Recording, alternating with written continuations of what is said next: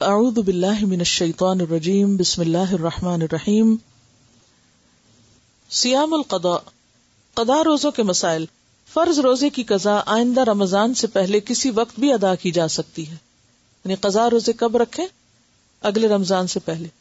عن عائشہ رضی اللہ عنہا قالت کان یکون علی الصوم من رمضان فما استطیع ان اقضیہ الا فی شعبان، متفق علیہ.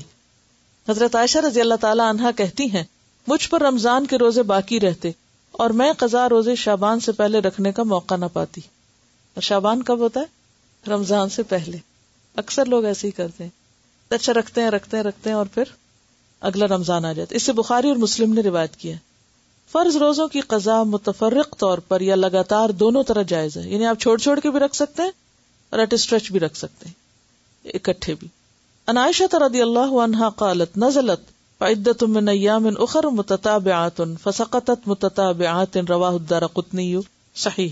حضرت عائشہ فرماتی ہیں روزوں کے بارے میں پہلے یہ آیت نازل ہوئی کہ قضاء روزے رمضان کے علاوہ دوسرے دنوں میں مسلسل رکھے جائیں، لیکن بعد میں مسلسل روزے رکھنے کا حکم ختم ہو گیا.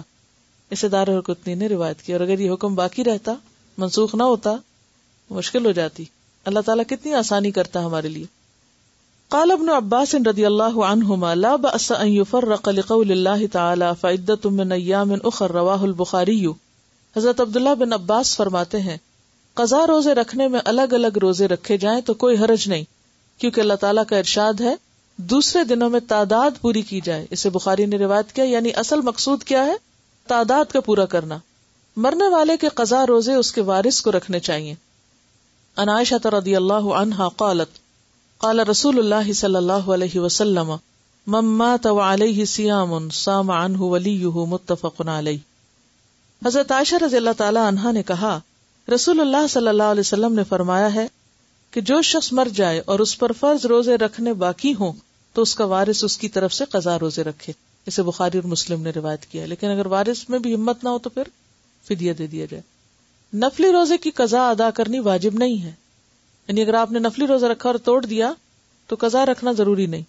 ان ام ہانئ قالت لما كان يوم الفتح فتح مکہ جاءت فاطمة فجلست عن يسار رسول اللہ صلی اللہ علیہ وسلم وام ہانئ عن يمینہ قالت فجاءت الوليدة بإناء فيه شراب فناولته فشرب منه ثم ناوله ام ہانئ فشربت منه فقالت یا رسول اللہ صلی اللہ علیہ وسلم لقد افطرت وكنت صائمة فقال لها اكنت تقدين شيئا قالت لا قال فلا يضرك ان كان تطوعا رواه ابو داود.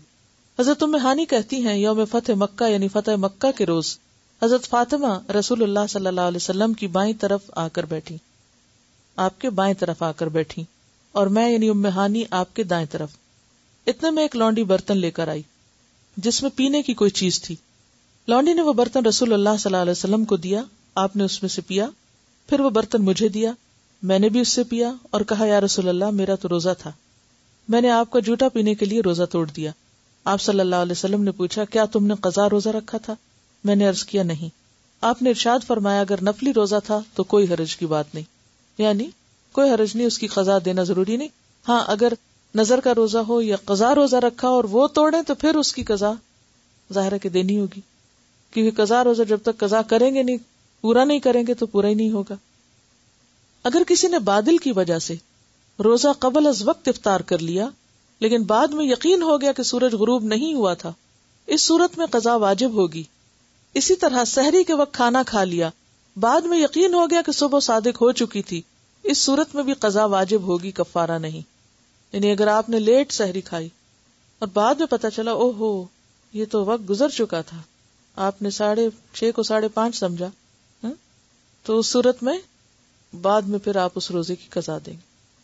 ان اسماء بنت ابی بکر رضی اللہ عنہما قالت افطرنا على عہد رسول اللہ صلی اللہ علیہ وسلم فی یوم غیم ثم طلعت الشمس قلت لہشام امروا بالقضاء قال بد من ذلك رواہ ابن ماجہ.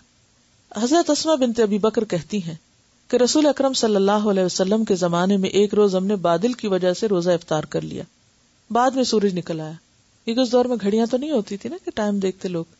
حدیث کے ایک راوی اسامہ کہتے ہیں میں نے ہشام یعنی دوسرے راوی سے پوچھا کیا لوگوں کو اس وجہ سے قضا کا حکم دیا گیا تھا؟ ہشام نے جواب دیا قضا کے بغیر کوئی چارہ ہے؟ یعنی اور پھر کیا کہا گیا؟ یعنی قضا ہی کروایا گیا. اسے ابن ماجہ نے روایت کیا. السلام علیکم ورحمۃ اللہ وبرکاتہ.